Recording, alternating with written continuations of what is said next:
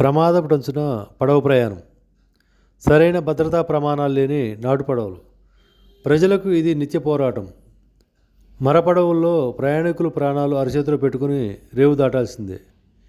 ఎన్టీఆర్ జిల్లా జగ్గయ్యపేట నియోజకవర్గం ముత్యాల మరియు వేదాది గ్రామాల్లో నది ఒడ్డున ఉంటున్న గ్రామ ప్రజలకు కృష్ణానది రేవు దాటాలంటే పడవలే దిక్కు. ఇప్పటికీ అనేక గ్రామాలకు రహదారులు లేవు. విద్య, వైద్యం, నిత్యావసరాలు ఏదైనా సరే వారు నదులను, నదీపాయాలను, కాలువలను నిత్యం దాటి వెళ్ళి రావాల్సిందే. ఇందుకు నాటు పడవలే దిక్కు.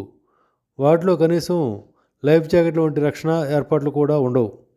పైగా పడవ సామర్థ్యానికి రెట్టింపు సంఖ్యలో ప్రయాణికులను ఎక్కిస్తుంటారు.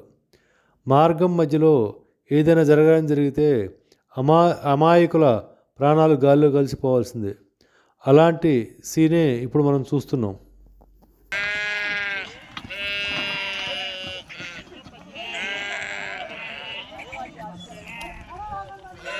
ఎక్కించే